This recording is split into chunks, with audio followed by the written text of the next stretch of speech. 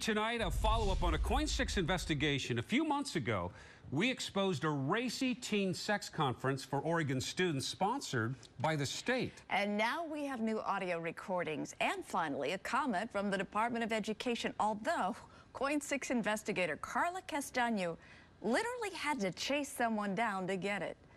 You see the film of the oral sex scene. Students are learning about the interactive adult porn site Virtual Femme. The pornographers have filmed different women, and you go onto the website, you can choose your woman. This audio was recorded by an attendee at last year's conference during keynote speaker Corey Silverberg's presentation. What's amazing about this, though, is that in fact, in many ways, my partner is feeling my touch. Silverberg's educational presentation is over an hour long and focuses on sex and technology. This person is engaging in pony play. Experimenting with fetishes by creating avatars. This avatar that looks human is the kind of gear that you can go into a leather store and buy. So it's like these basically giant gloves that make you have hooves. Rob Saxton with the Oregon Department of Education sent a letter to school superintendents that addressed the conference. It reads, "We have also reviewed the content delivered by the presenters at the conference and believe their information was appropriate. There have been reports this was not the case, but we found that the reports made about the presentation of inappropriate materials were based on events that did not actually take place." After one superintendent gave me a copy of the letter, I sent numerous emails to Saxton's office asking for clarification about his statement. But Saxton and his staff declined multiple interview requests. So we caught up with him at the Capitol. You sent out a letter saying that the speakers were appropriate at the Oregon Adolescent Sexuality Conference. I wanted to ask you about that. Did you think that taking kids to cyber sex websites where they were pretending to be ponies was appropriate? I don't believe that there was anyone who took kids to cyber sex websites in the story that you're talking about. Well, we do have audio of that.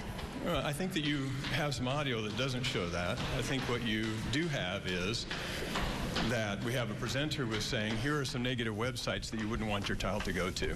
I took what Saxton had to say to a student who attended last year's conference in Seaside. It had nothing to do with like, oh, this is maybe not a good idea, don't do it. It was all about like, here's exactly how to do it, and here's some websites that you can go to, and here's the different kinds of sex toys you can use.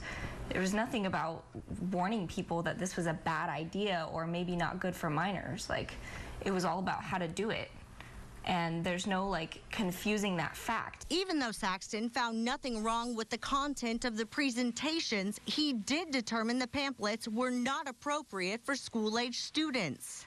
The material encourages cyber and phone sex and suggests things like bathe together, shave each other, wear each other's underwear, role play, or striptease. Some state lawmakers are now calling for an investigation into why the Oregon Department of Education and Oregon Health Authority would back this type of conference for minors. There are other state senators, along with myself, who believe that they need to testify before the Education and the Healthcare Committee, both of which I serve on, and to explain themselves about some of the pornographic websites and material that they were showing kids as young as 11. Clatsop County Sheriff Tom Bergen is expressing concern about the conference. In an email sent to KOIN 6, Sheriff Bergen writes, the Sheriff's Office will continue to monitor the activities surrounding the sex conference in Seaside to make sure no illegal activity occurs. Hopefully, after Oregonians viewed the story on KOIN, they now have a better sense of what was truly being taught,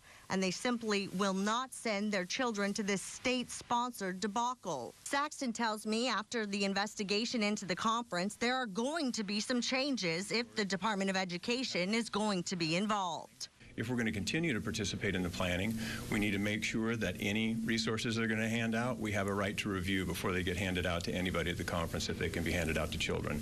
We have the right to review anyone who would present at the conference and make sure that we think that it's appropriate. And so we've put those stipulations if we're going to participate in the planning, and at this point in time, I'm not sure if we are or not.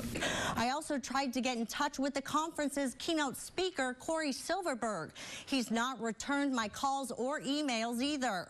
We've posted a link to the audio from his presentation, which appears to be unedited. I listened to the entire clip, and I've never heard any warning like Saxton was talking about. But you can listen for yourself by going to KOIN.com. Jeff and Ann? Thank you, Carla, for that. And most school districts have decided not to send their students to this conference this year, but we found out they're still getting registration forms and flyers for it. And if you need the KOIN 6 News team to investigate a story, report it to the number on your screen, 503-4.